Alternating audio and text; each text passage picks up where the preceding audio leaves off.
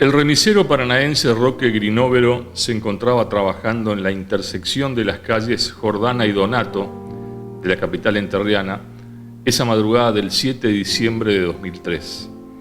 Grinóvero, de 47 años y con funciones en la empresa Nueva Estrella, fue abordado por 3 pasajeros a las 6:20 de la mañana de ese domingo. Los jóvenes le pidieron que los llevara hasta el ingreso al barrio Jaureche. A los pocos minutos, la policía fue alertada de que en calle Ovidio Lagos y avenida Almafuerte había un remisero herido, inconsciente y ensangrentado, apoyado sobre el volante del automóvil interno 2 en un Chevrolet Corsa. Grinóvero fue trasladado de inmediato hasta el Hospital San Martín y su estado era de gravedad. Había sido baleado a la altura de la frente, entre las cejas, con una pistola 22. Estuvo algunos días en terapia intensiva, pero falleció días después.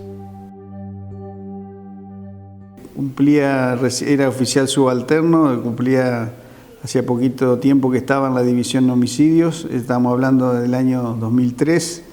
Este hecho ocurrió el 7 de diciembre del 2003, donde, en principio toma intervención Comisaría Tercera, más precisamente en zona de Almafuerte y Ovidio Lagos, donde, según parte, se encontraba una persona que era un remisero en esa zona con un disparo de arma de fuego a la altura de la cabeza. Dio intervención de inmediato a la Comisaría Tercera, quien comenzaron con el trabajo, y se trataba, ¿no es cierto?, del señor Grinóvero Roque, en ese entonces 47 años. De ahí, trabajó en primer momento, como dije, la Comisaría Tercera. Él fue trasladado al Hospital San Martín, donde estuvo varios días, hasta el día 16 de diciembre del 2003, donde falleció en el hospital. De ahí en más, y de acuerdo a eso ya se trabajaba con el Código Viejo, el juez de instrucciones entonces, el doctor Bachelata, dispuso que se haga cargo la división homicidio, que en ese entonces estaba el comisario Emiliano Balbuena, el jefe de homicidios, y se trabajó intensamente con todo lo que había recolectado en principio la Comisaría Tercera, se tomaron varias testimoniales, se siguió trabajando en la zona, pero nunca se concretó con una persona que haya sido testigo presencial, que haya aportado algo fundamental que pudo haber llevado, ¿no es cierto?, al esclarecimiento del hecho.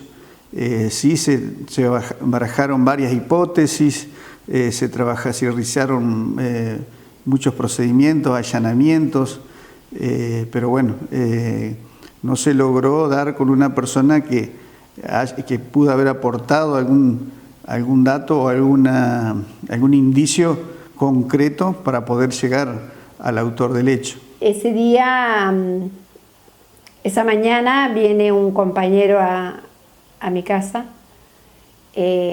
con la noticia de que mi marido había tenido un accidente. Habían llegado hacía un tiempo, ¿no es cierto? Y los desperté y le digo, vamos, que papá tuvo un accidente, está en el hospital. Yo en ese momento no pensé en un accidente, y sí, era lógico de andar todo en la calle, un accidente, era normal, iba a ser normal eso. Pero nunca me imaginé la gravedad de las cosas. Cuando íbamos de camino, este hombre me dice, señora, yo le tengo que decir la verdad. Y entonces le pregunté, ¿qué verdad? Le digo, pero ¿qué verdad? Le digo. Nos buscó a los 3, ¿no es cierto?, nos llevaba al hospital. Su esposo dice, le dieron un tiro y está grave, está en el hospital. Yo en ese momento, cuando me dijo eso, era como si se me había abierto, qué sé yo, el cielo, por decir algo. Porque yo decía, no podía creer, no entendía el por qué, qué pasó, qué había pasado. Lo primero que atiné fue de darle el número a este muchacho, que lo llamé a mi cuñado, a uno de ellos, que se dirijan al hospital. Y bueno, cuando llegué allá era todo un caos, que yo no entendía nada. Compañeros de trabajo, policía, familiares, que ya estaban sabiendo, y yo no sabía nada, no sabía qué lo que... Era como si yo estaba, era un sueño lo que yo tenía, estaba en un sueño. Tal vez haya sido como un shock, no sé, pero yo, para mí fue todo como un sueño, que yo soñé eso. En principio, como dije, trabajó la comisaría tercera, quienes fueron los que tomaron intervención en primer momento. Ellos hicieron todo el relevamiento de lo que se hace en el lugar del hecho. Nosotros tomamos la causa, bueno, en ese momento la toma la división de homicidios el día 16, cuando, bueno, con la noticia de que había fallecido Roque, y de ahí tomó intervención directa la división de homicidios.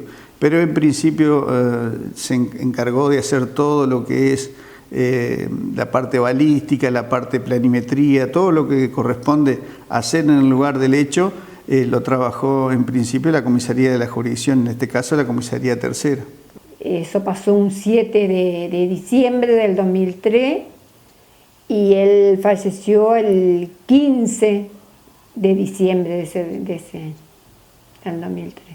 Y no, que un compañero lo había encontrado, que encontró el auto, que había cruzado y que había visto el auto parado y que le llamó la atención, que fue a ver qué es lo que pasaba, y bueno, lo encontró que estaba herido. Y él fue el que llamó, ¿no es cierto?, a la empresa y la policía. En esos momentos yo lo que quería era que tenía esperanza de que él estuviera, salvarle la vida de una manera, ¿no? Y bueno, cuando iba pasando el tiempo, yo veía que esto estaba muy, muy quieto todo.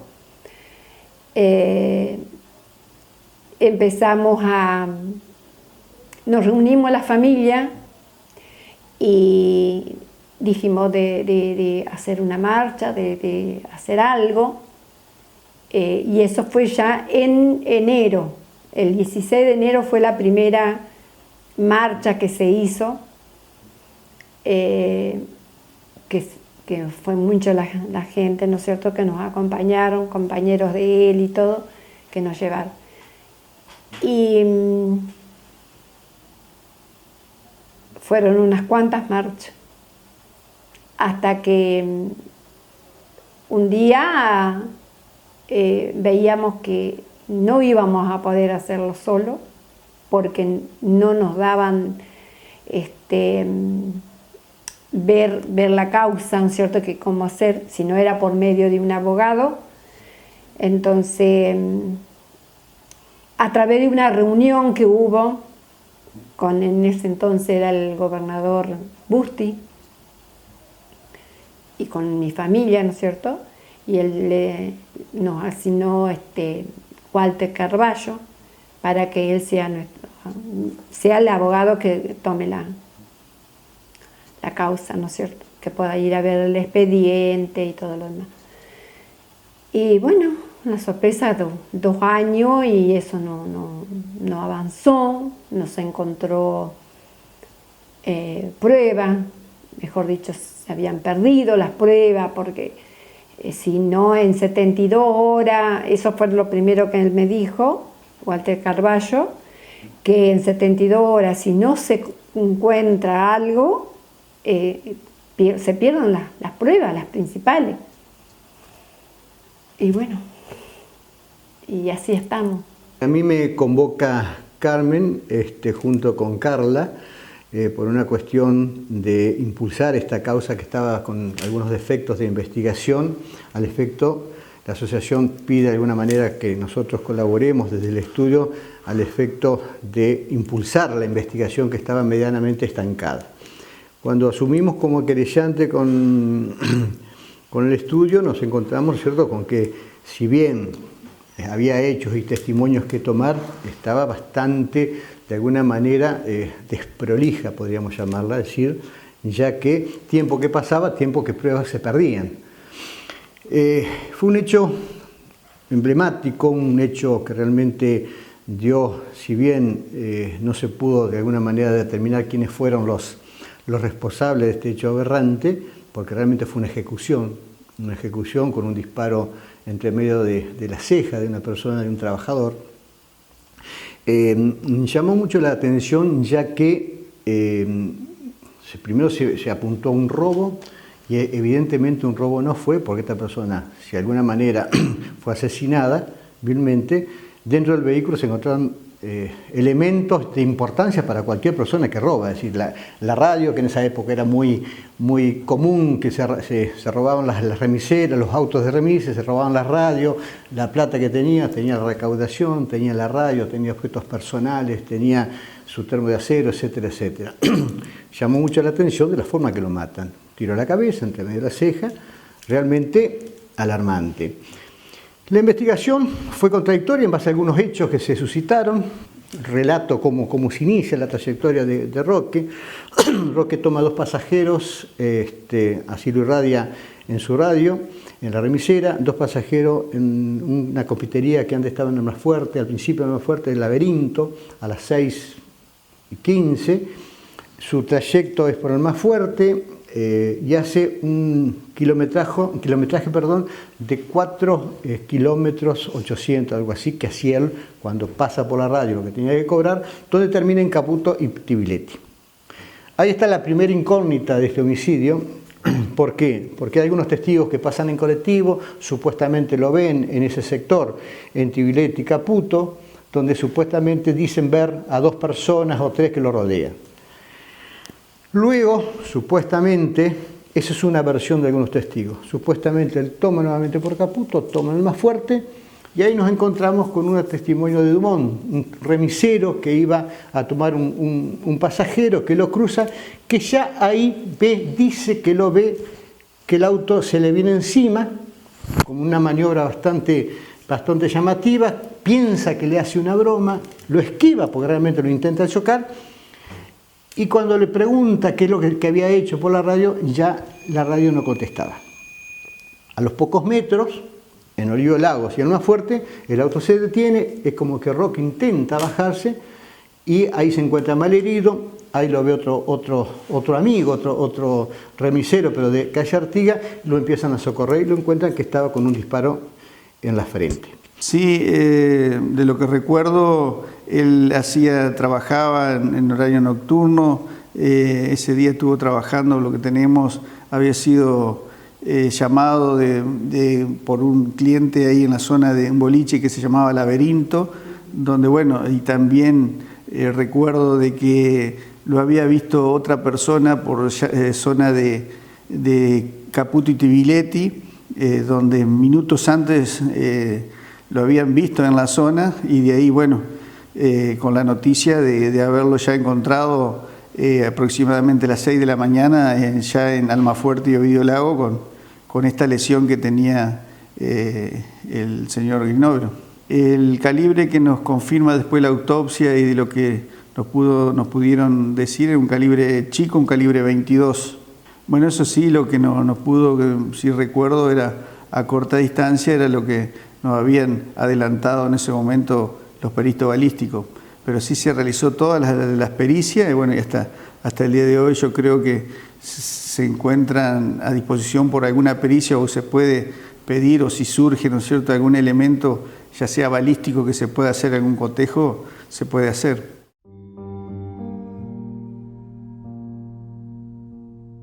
La tarea policial no tuvo mayores avances en esos primeros días de la investigación, que siempre son determinantes para cualquier caso de estas características.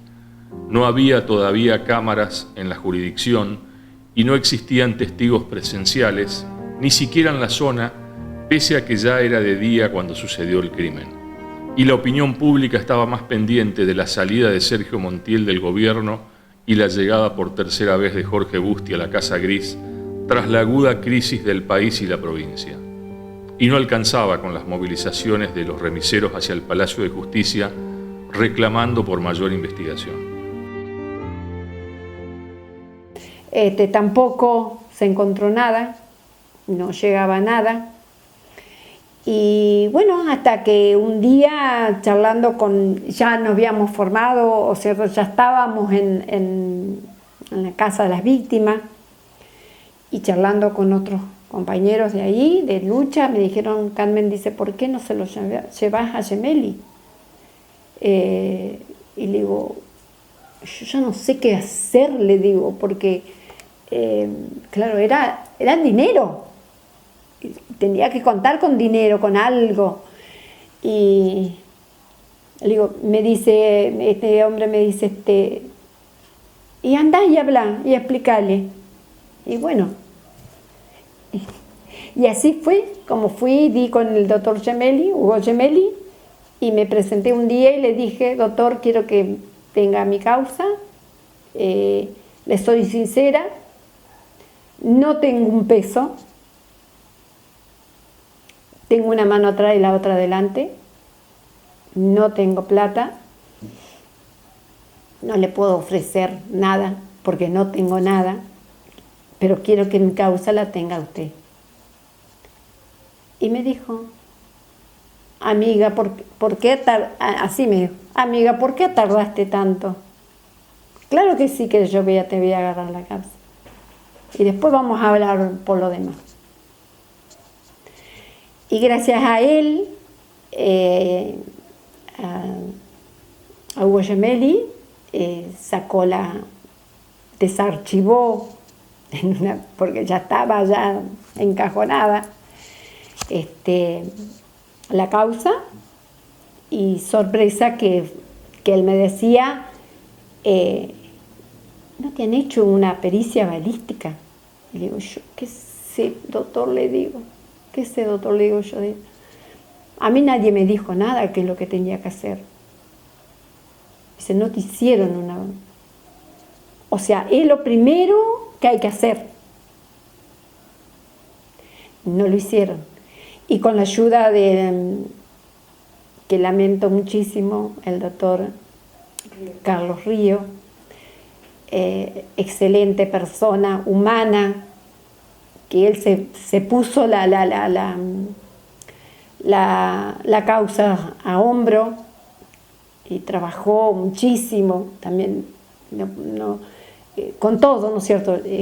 Nosotros, la casa de la víctima, el doctor Gemelli y la policía de investigación, todo en conjunto, y la levantaron a la causa, pero con tan mala suerte que lo único que yo tuve estaba todo perdido, y lo único que podía aprenderme era del testigo. Aquí es donde nos encontramos con las distintas investigaciones, las distintas versiones y las dos líneas de investigación. Roque fue asesinado en Caputo y Tibiletti, hizo toda una trayectoria, la cual yo no comparto, una trayectoria toda más fuerte, y vuelve y fallece, o queda mal herido, perdón, en Ovillo Lagos y Almafuerte. Roque, que después en la investigación se ve, toma algún pasajero, hace otra trayectoria. ¿Por qué? Porque nos encontramos que inicialmente en el punto donde baja a esta pareja, supuesta pareja, que algunos testigos que era una pareja, hace 4 kilómetros 800, pero después al momento del fallecimiento hay 2,5 kilómetros, casi 3, que no se pueden justificar. O él tomó otros pasajeros, o realmente lo llevaron por otro sector, esos 2,5 kilómetros que él hace de más, que no se pueden justificar. Hay una versión que entra al barrio, que vuelve a salir, que va con pasajeros, otra versión que cree que cuando viene por más fuerte en este sector lo toman los pasajeros, pero en definitiva nunca se pudo arribar, ¿no es cierto?, a dilucidar este hecho aberrante. Yo tomo contacto con esa y con tantas otras causas en realidad porque cuando asesinan a mi mamá, yo empiezo a reunirme con los familiares que hacía unos meses habían empezado, esto fue en el año 2004, mediados del 2004, y había ya un grupo de familiares de víctimas que se reunían todos los jueves en la Plaza 1 de Mayo, que marchaban ahí y de ahí empezaron a organizarse algunas actividades fundamentalmente para hacer oír el reclamo de justicia y de ser atendidos, de ser escuchados. Era un momento en que la justicia de esta provincia no recibía a los familiares de las víctimas, los fiscales, no digo todos, pero algunos de ellos tenían actuaciones bastante paupérrimas, y que llegaran los familiares de las víctimas a consultar por sus causas, a ver cómo iban avanzando las investigaciones, la instrucción, les molestaba. Esa era la realidad. Yo en realidad me acerco al grupo inicialmente por una cuestión casi, no sé, compulsiva, de decir, me reúno con personas que han pasado lo mismo que estaba pasando yo en ese momento. Hacían 3 meses más o menos que le habían matado a mi mamá en la provincia de Mendoza. Yo no tenía, digamos, vivía acá hacía bastante tiempo, pero yo no tenía acá, digamos, ni conocidos, ni una contención, y que, bueno, fue lo primero que me salió. Y ahí empiezo a tener, digamos, noción de todo lo que sucedía en la provincia con respecto no solo a las investigaciones policiales, sino a las instrucciones que se hacían en los juzgados de instrucción en aquel momento, que eran realmente una cosa tremenda y no le daba respuesta en realidad a nadie. Entonces, bueno, ahí una de las causas era la de Roque, una de las primeras que había iniciado algunas marchas, entiendo yo, incluso en el mes de diciembre del 2003 apenas había sucedido el hecho. Entiendo que hubo alguna movilización incluso de remiseros en Casa de Gobierno, que digamos, ya habían empezado esta situación de querer movilizarse y de querer manifestarse, ¿no? Y así es como tomo contacto con la causa. A Roque lo habían baleado el 7 de diciembre, y había fallecido el 15 de diciembre del 2003. Ahí en realidad lo que empezamos fue a formar la asociación. Primero fuimos una comisión de familiares de víctimas con una elección que arrojó la comisión de autoridades, y que eso nos llevó luego, unos meses después, en el año 2005, esto fue en el 2004, en el 2005 a tener la personería jurídica, es decir, a formar la asociación. Necesitamos darle este marco legal al grupo para poder funcionar de una manera organizada, ordenada y constructiva. Y a partir de ahí, claro, empezamos también a ver causa por causa qué es lo que podíamos hacer, y en ese momento, bueno, Carmen necesitaba tener un abogado. Teníamos una causa que realmente tenía una investigación y una instrucción absolutamente deficiente. Hasta abril de 2004 se realizaron 4 marchas del silencio en la Plaza 1 de Mayo de Paraná en reclamo por justicia por el crimen de Roque Grinóvero. Pero los avances investigativos no existían.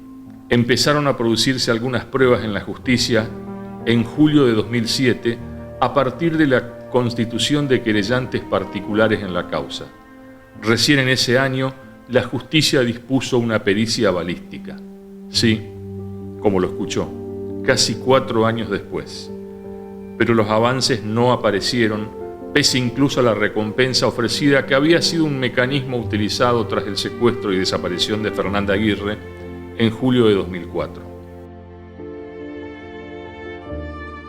Una vez que se, digamos, que se estancó la investigación a través, conjuntamente con Carla Cusimano, Carmen, en ese momento estaba Martín Uranga también en la Secretaría de Justicia, se impulsó intentar mover esta causa 2013, 2015, mover esta causa a través de un sistema de recompensas, pues estábamos estancados, no había absolutamente ninguna versión, la policía no nos daba solución, los investigadores tampoco, eran digamos, todos testimonios encontrados, contradictorios, sí coincidieron todos donde había sido el hecho, digamos, donde encuentran a Roque con el disparo en la cabeza.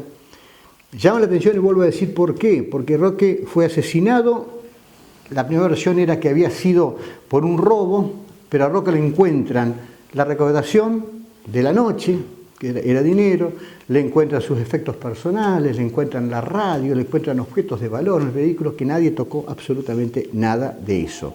Lo cual, nosotros llama la atención de que si fue robo y llegan a ejecutar a una persona, ¿cómo no? Tomaron los objetos, mínimamente la billetera Roque, mínimamente el dinero recaudado, y absolutamente no fue para nada eso robado porque estaba en el vehículo. Largamos una tentativa a través del Poder Ejecutivo Nacional, del Ministerio de Seguridad, y pudimos conseguir por primera vez en la provincia de Entre Ríos el sistema de que se recompensara a aquellas personas que pudieran tener algún tipo de información o que nos pudieran aportar elementos como reactivar esta investigación. Obviamente, a través de Martín Uranga, que era secretario de Justicia, Ministerio Público, la asociación, a través de Carla Cusimano, impulsamos y conseguimos en el 2013 una recompensa de 100.000 pesos. Obviamente, cuando se saca este tipo de recompensa, están aquellos llamados que pueden orientar a una línea investigativa y aquellos oportunistas que largan, ¿no es cierto?, cualquier verdura, perdón la palabra, ¿no es cierto?, como para intentar acceder a tener dinero.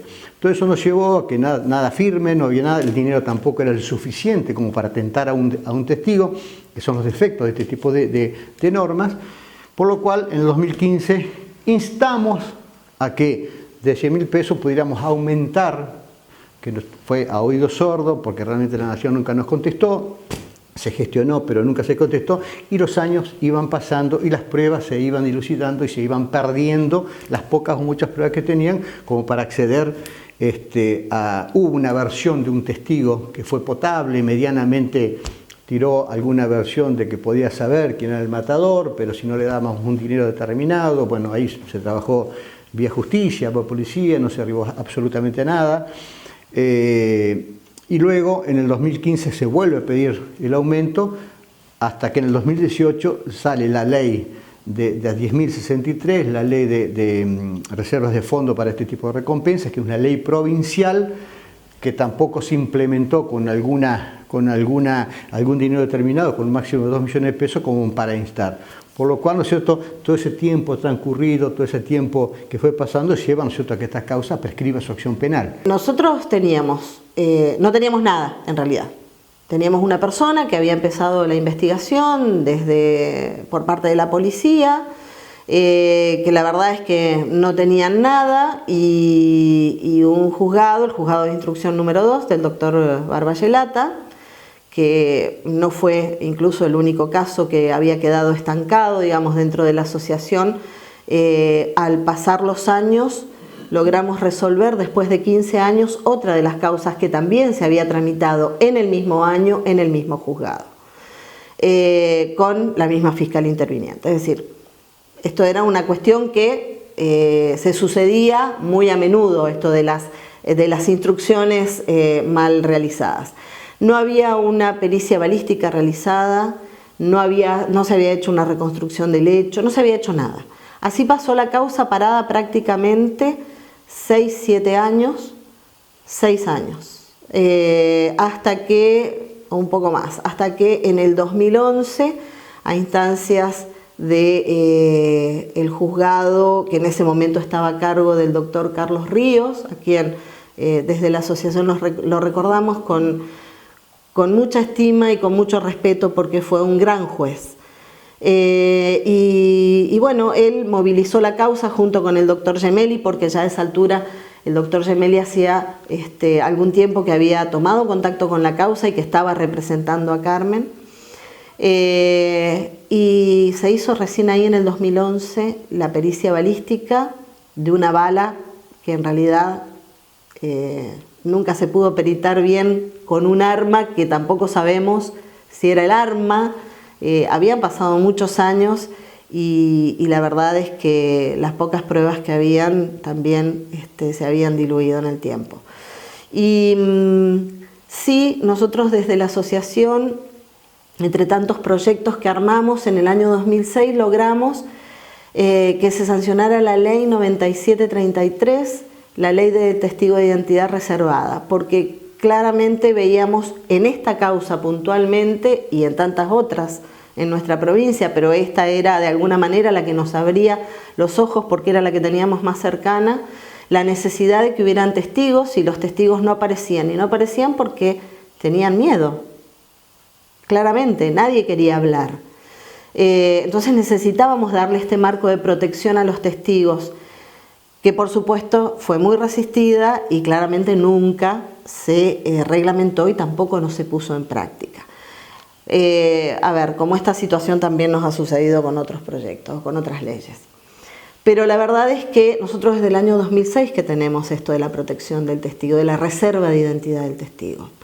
Después, en el nuevo Código Procesal Penal de la provincia, digamos, esto se replicó, no de la misma manera, pero bueno, se acerca un poco a esta ley que nosotros impulsamos. Mi primer contacto con el caso Grinóvero se produce a partir de la visita de la presidenta de Vidaer, Carla Cusimano, ni bien asumí a fines de interiorizarme de varias cuestiones en las que estaba participando su asociación civil en cuestiones que tenían investigación judicial y entre ellas mencionó precisamente el caso de Roque Grinóvero, que un homicidio ocurrido en el mes de diciembre del año 2003.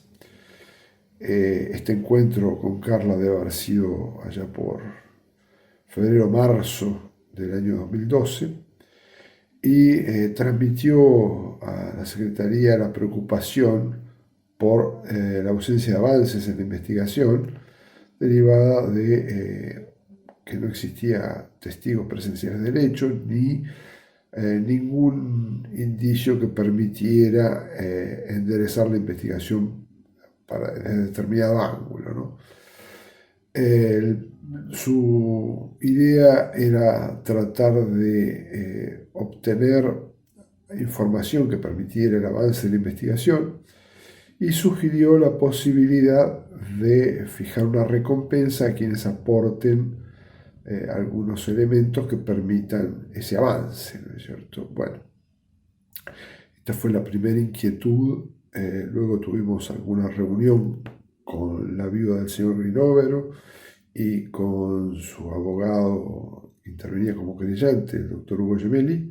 Y a partir de ese momento lo que hicimos en el ámbito de la Secretaría fue mantener una reunión con el equipo de trabajo específico en el tema, que estaba integrado por la directora general de atención a la víctima del delito, que era Marcia López por aquel entonces, la secretaria administrativa Graciela del Monte, también intervino el subsecretario de Derechos Humanos Julián Frodebó y el subsecretario legal y técnico que era el doctor Guillermo Ledesma.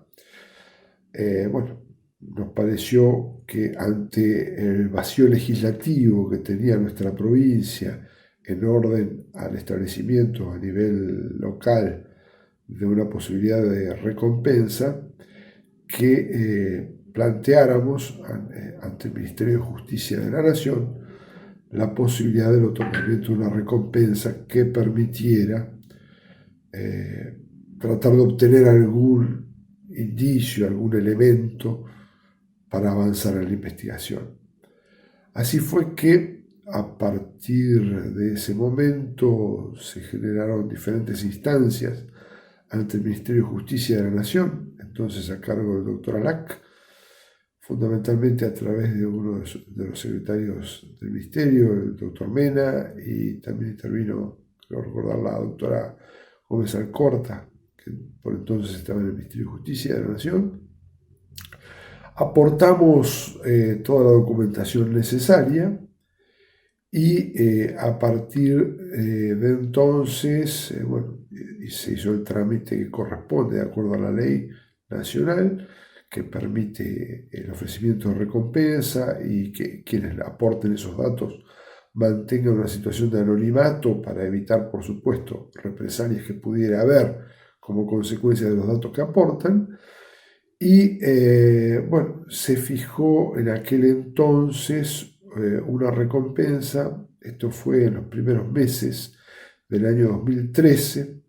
Teníamos presente que la prescripción de la causa podía darse en diciembre del 2015, precisamente por la fecha de comisión del homicidio, pero debe haber sido marzo-abril del año 2013, obtuvimos la resolución del Ministerio de Justicia de la Nación que estableció una recompensa de 100.000 pesos a quien pudiera aportar datos que sirvan para individualizar a el autor o los autores del homicidio del señor Grinóvero.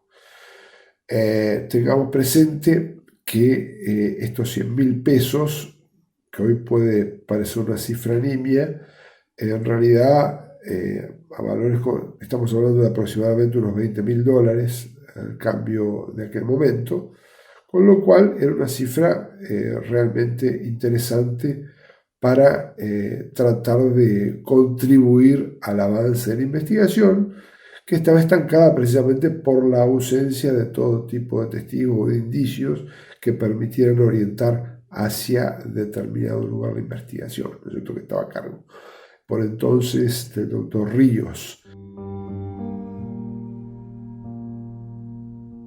Las puertas se fueron cerrando una a una en el caso Grinóvero. Las novedades en la causa nunca se produjeron. Nadie vio nada, nadie escuchó nada. Fue mejor no comprometerse ni involucrarse para ayudar al esclarecimiento del crimen de un humilde trabajador que dejó una absoluta soledad a una madre con sus 2 hijos tras su crimen. Siempre estamos latentes a la información que van surgiendo. Yo mantuve contacto después con la familia, hablé con la familia y siempre que ha surgido una información, un dato, se ha trabajado. Y como dije en principio, nunca surgió algo concreto o algo que meritaba, ¿no es cierto?, ser como para llegar a la autoría del hecho. Por supuesto, sí, todo lo que ha surgido se ha trabajado y bueno, hasta el día de hoy, si llega a surgir o si llega alguna información, eso se pone en conocimiento, en este caso de la Fiscalía, porque en este caso cuando se inicia esta causa estábamos con el Código Viejo, pero bueno, hoy en día con los fiscales también, si surge alguna información, se comunica de inmediato. Lamentablemente son de las causas que quedan en los cajones judiciales, ¿no es cierto?, sin dilucidar, sin poder arribar a darle solución a su familia, a Carmen, que fue una de las grandes luchadoras de impulsar esta investigación junto con Carmen Cusimano, que no le pudimos dar soluciones, ¿no es cierto?, definitivas para llevar a determinar quiénes fueron los asesinos de su marido. Lo de la recompensa surge más que nada como una forma de poder movilizar la causa, en realidad, para que no terminara prescribiendo, y porque pensamos sin duda que de alguna forma esto podía interesarle a algún testigo que tuviera un dato. Entonces, en el año 2013, después de haber peleado ese pedido de recompensa durante 2 años, y de haber tenido algunos traspiés, sobre todo en el entorno político, mientras que en la cara nos decían a Carmen, a la viuda, que además había tenido que hacerse cargo de sus 2 hijos, que eran chicos cuando a Roque lo mataron, y él era el sostén de familia, es decir, ella se vio con toda su vida destrozada, y así todo, alguna funcionaria se atrevió a decirle en la cara, y soy testigo de eso, que estaba todo tramitado, que ya había sido presentado en Nación el pedido de recompensa y demás.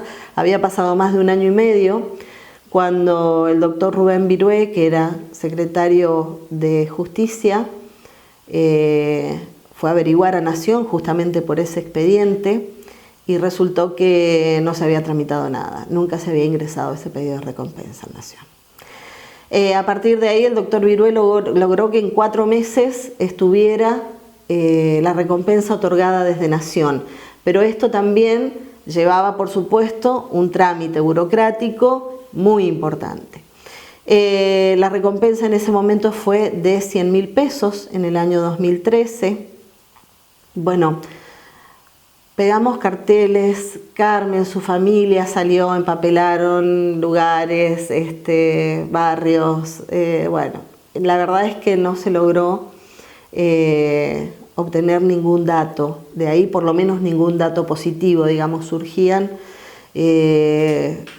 a través del doctor Gemelli, a través de la policía, por ahí algún que otro dato o alguna persona que decía saber o conocer, pero la verdad es que nada de eso era real. A la hora, digamos, de profundizar un poco, no había nada certero.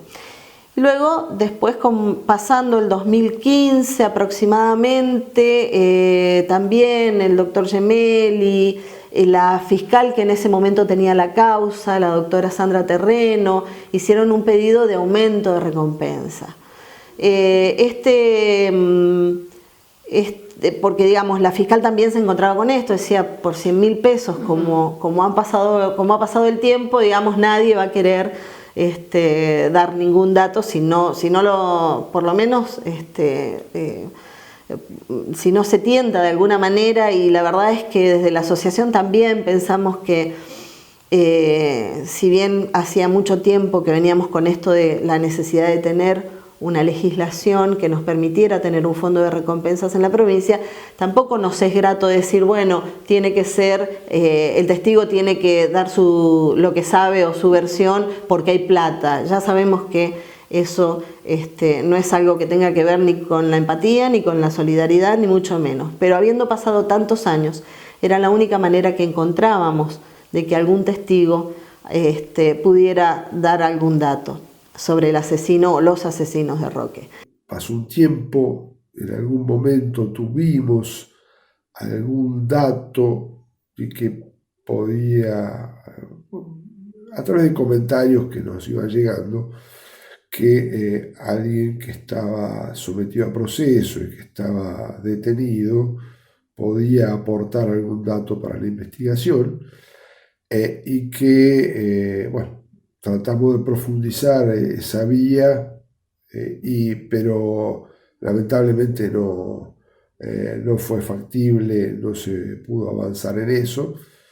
Y por lo que tengo conocimiento, en diciembre del 2012, se produjo la prescripción por el transcurso del tiempo, los 12 años desde la fecha de comisión del hecho. Y ahí es donde, por lo que también conozco y pude verificar a través de la información periodística, se archivó la causa sin siquiera haberse imputado a persona alguna, precisamente por la imposibilidad de individualizar a quién pudo haber sido o quiénes pudieron haber sido los autores. Y uno siente... ¿no ha pasado que hay hecho que cuando yo estuve en homicidio no se podía llegar a la autoría del hecho, pero siempre está latente y permanentemente a la espera de alguna información que pueda surgir o que uno pueda recabar o que a uno le puedan venir a decir? Pero por supuesto nosotros siempre estamos con esa lámpara tratando de esperar alguna información que nos ayude a aclarar este hecho.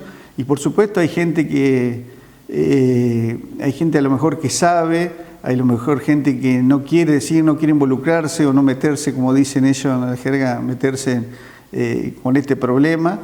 Pero bueno, siempre tratamos de que la gente tenga confianza y confíe en el trabajo que se puede llegar a hacer o se puede concretar cuando lo mínimo que puede ayudar a una investigación es aportado en las causas. Esto, por supuesto, que deja un sabor amargo a toda la comunidad entrerriana, no solo a la comunidad judicial o a quienes pudimos tener algún grado de participación o tratar de intentar contribuir a la investigación. En definitiva, es uno de aquellos casos en los que parece que prima la impunidad y es imposible rever esto ya con tanto tiempo transcurrido. ¿Qué posibilidades puede haber de hacer justicia en este tema? Realmente sería una hipótesis casi de gabinete que quienes hayan sido los autores de este homicidio hayan cometido otro delito, que esa nueva comisión de delito antes de diciembre del 2012 haya producido la interrupción del curso de la prescripción y que se conozca quiénes fueron los autores y que éste esté condenado por el otro delito y que esto permita una reapertura de la investigación, pero es una hipótesis de difícil cumplimiento y de difícil verificación, ¿no es cierto? Si durante tanto tiempo no fue factible avanzar, parece muy difícil que esto pueda ocurrir ahora ya archivada la causa, ¿no es cierto? Ese es todo el conocimiento que pude tener de este caso. Debo sí decir que, por ejemplo, en el año 2013, cuando desde Nación se otorga esta recompensa, es el primer caso, por lo menos en la provincia y no sé si en el país, que se otorga para tratar de dilucidar un hecho sobre una persona que está fallecida, es decir, sobre un homicidio. Es decir, que no se hace para encontrar o en la búsqueda de una persona que probablemente se pudiera encontrar con vida. Y luego, bueno, cuando vino este pedido de aumento de la recompensa, demoró años. Tantos años que recién hará un mes atrás, o un poco más, nos enteramos a través de unos flyers que empezaron a circular y porque lo llaman desde un medio al doctor Gemelli, que habían otorgado finalmente en Nación la recompensa, el aumento de recompensa para la causa de Grinóvero. Cuando sabemos además que ya la causa prescribió el año pasado, había pasado al juzgado número 8 y quien estaba, la fiscal que estaba con esta causa ya en los últimos tiempos era la doctora Cataño. Y bueno, claramente nos informaron que la causa estaba prescripta. En el año 2018, sin embargo, se logró también a instancias de esta misma causa, o tomando como motor la causa de Roque Grinóvero, que el diputado Keneteman presentara un proyecto de fondo de recompensa en la provincia de Entre Ríos, lo cual además facilita muchísimo el hecho de tramitar una recompensa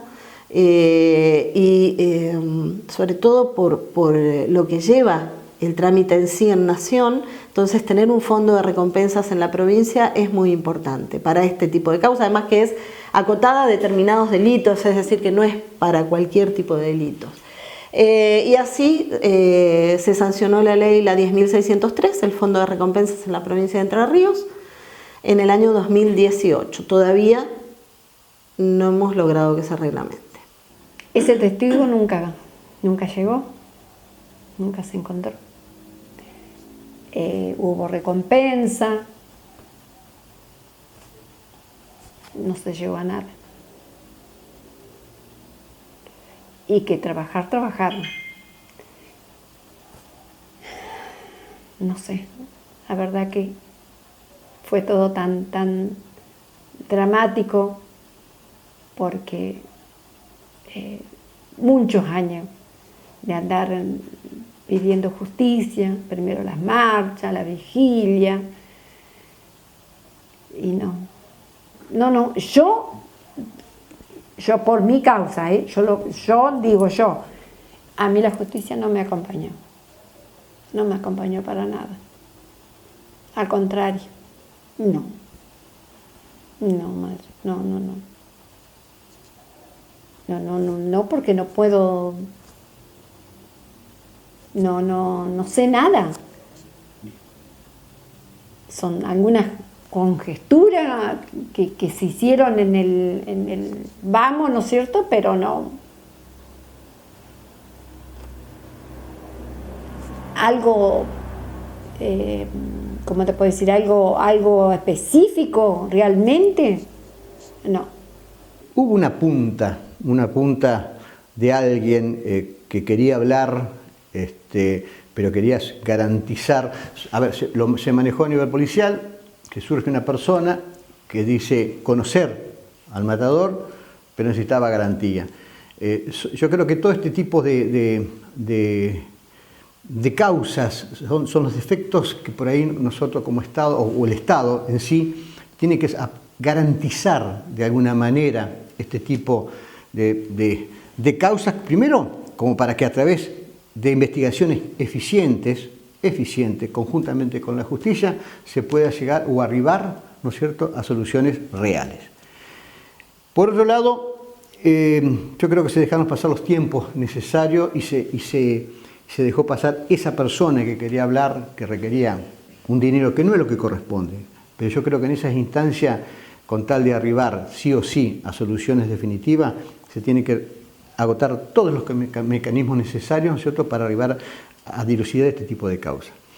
Hoy ya estamos un poquito más organizados con este tipo de ley que salió a nivel provincial, que tiene que reglamentarse, implementarse, que yo creo que van a dar grandes soluciones, no tanto por el dinero, sino hay que garantizar de alguna manera el ocultar la identidad de la persona que va a hablar, hay que garantizar un sistema de testigo encubierto y realmente garantizarlo. Yo creo que son, tal vez que no son elementos por ahí políticamente que hacen dar soluciones políticamente, pero creo que son soluciones que a las víctimas se les tiene que dar, de garantizarles a testigos encubiertos, garantizar un fondo de recompensa.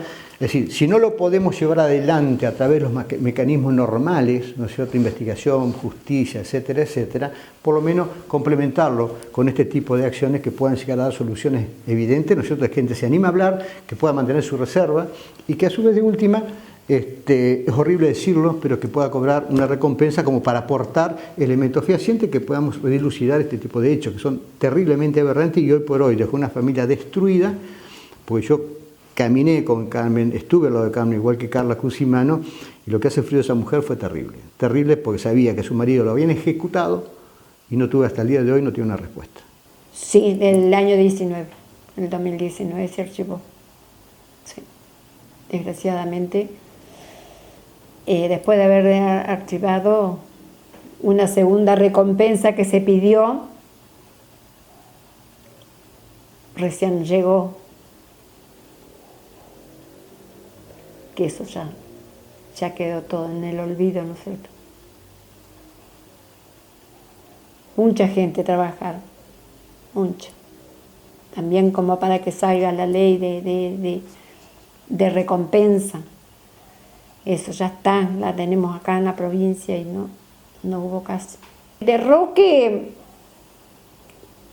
como compañero de la vida, ¿no es cierto? Excelente, un papá presente, un buen padre, trabajador, trataba siempre de que salir para adelante. Y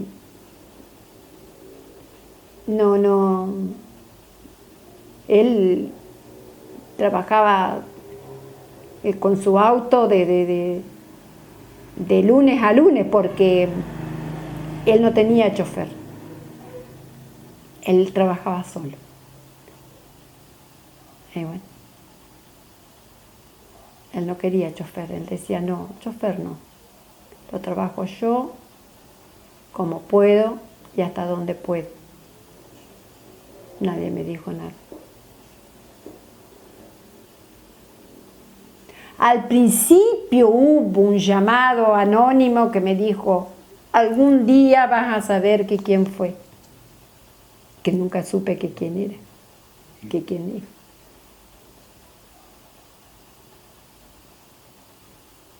Y nada más. Hasta el día de hoy, nadie dijo nada.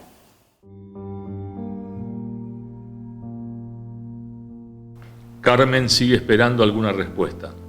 Cada vez son menos los que están para acompañarla, pero alcanza con esos pocos que nunca dejaron de solidarizarse con ella y su familia. Es a lo único que se sigue aferrando. La estructura policial y judicial fallaron por completo en todos estos años. Nunca nadie aportó un solo dato, y el crimen de Roque Grinóvero sigue estando impune en nuestra provincia.